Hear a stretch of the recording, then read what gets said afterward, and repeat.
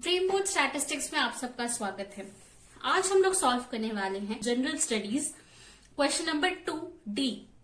Question में लिखा है assess the prospects of the food processing industry with suitable example from India.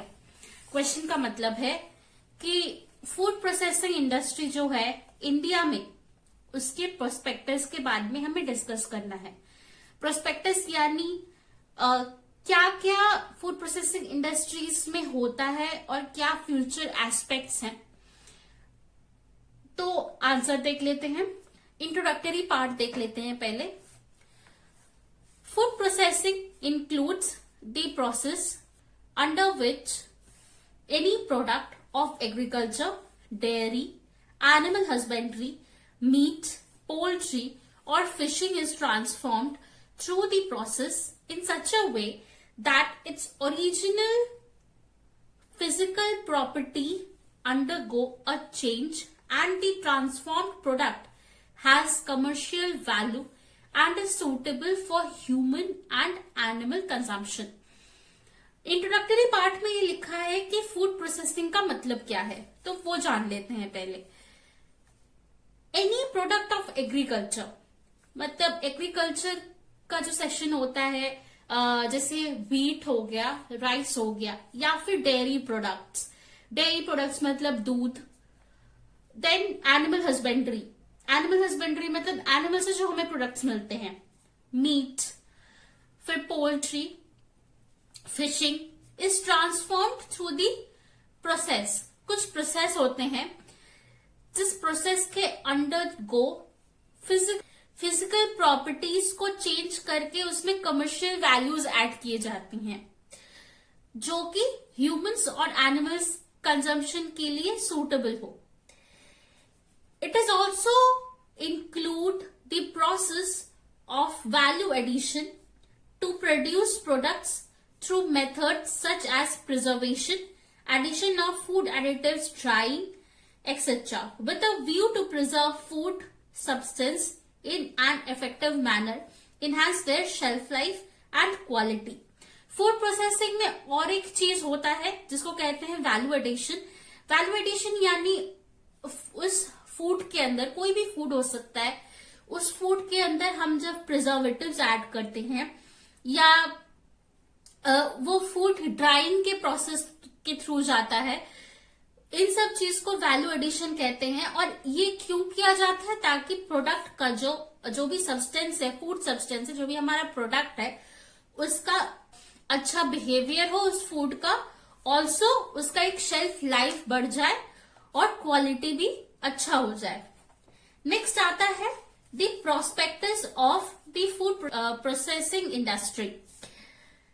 India is world's second largest producer of fruits and vegetables after China, but hardly 2% of the producers is processed। मतलब India is world's second largest producer of fruits and vegetables, पर after China, पर hardly 2% जो भी production होता है, उस production का hardly 2% processing होता है to the food processing industry. Next prospectus है, in spite of large production base the level of processing is low. Approximately 2% of fruits and vegetables, 8% of marine, 35% of milk, 6% of poultry are processed.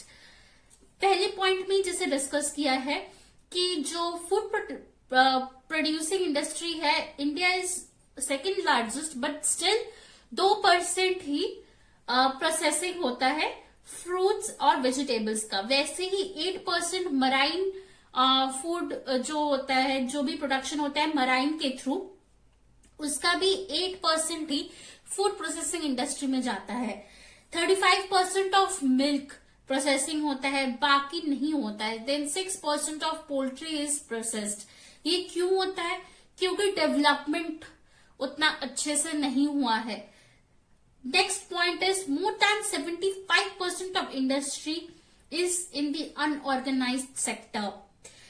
दो sectors होते हैं, एक organise sector होता है, एक unorganised sector होता है। अनऑर्गेनाइज सेक्टर के अंदर फूड प्रोसेसिंग इंडस्ट्रीज नहीं होते हैं, वहां पे फूड प्रोसेसिंग नहीं हो पाता है। ऑर्गेनाइज सेक्टर इतना कम परसेंटेज है और उसी ऑर्गेनाइज सेक्टर्स के अंदर ही ये बाकी जो परसेंटेज है, like 2% of fruits and vegetables, 8% of marine products, 35% of milk products, ये सब ऑर्गेनाइज सेक्टर के अंदर आता है। Next, India's livestock population is largest in the world with 50% of buffaloes and 20% of cattle. Now, you know, buffaloes and cattle are useful for food processing industry. They give us milk and other products also. But still, the processing industry is low. The livestock population is highest in the whole world, India's livestock population, but the food processing industry is low. Next, there is a need to move up the value chain in the processed food products to boost farmer incomes. इसका मतलब क्या है? जो value chain हमारा है, value chain is unorganised sector को upgrade करना to the organised sector. This is the value chain processing. Now value chain processing हमें बूस्टअप इसीलिए करना चाहिए क्योंकि फार्मर के इनकम्स में भी फिर इफेक्ट पड़ेगा. Next, at present India's agriculture exports predominantly consist of low materials which are then processed in other countries, again indicating the space to move up the value chain. जैसे value chain की बात की गई है, presently India उतना अच्छे से value chain upgradation नहीं कर पा रहा है, but in the future the value chain upgradation should happen. This will indicate a large difference from the unorganized sector to the organized sector, also in the farmer incomes.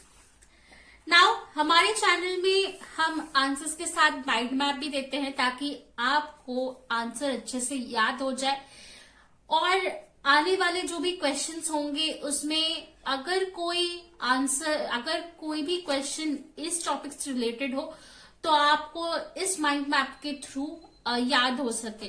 So for this question the mind map is, हम किस बारे में पढ़ रहे थे? हम food processing के बारे में पढ़ रहे थे ना. What is food processing? जहां पे रॉ प्रोडक्ट को ट्रांसफॉर्म करके कमर्शियल प्रोडक्ट में किया जाता है. तो फूड प्रोसेसिंग के कुछ एस्पेक्ट्स हैं. पहला एस्पेक्ट है second largest producer, but the 2% of the produce is only processed. यहाँ पे फ्रूट्स एंड वेजिटेबल्स की बात की गई है. नेक्स्ट, लार्ज प्रोडक्शन बेस पर the processing is low. Next, the large livestock population, हमने ये आंसर में भी डिस्कस किया था. Next, the unorganised sector, and lastly the move up of the value chain. ये है आपका आज का आंसर. आशा है आपको ये आंसर समझ आया है. अगर आपको कोई भी डाउट है प्लीज कमेंट सेक्शन में जरूर कमेंट कीजिएगा. For more such videos please subscribe to our channel. Also click the bell icon ताकि आपको नोटिफिकेशंस मिलती रहे. And don't forget to like the video. Thank you.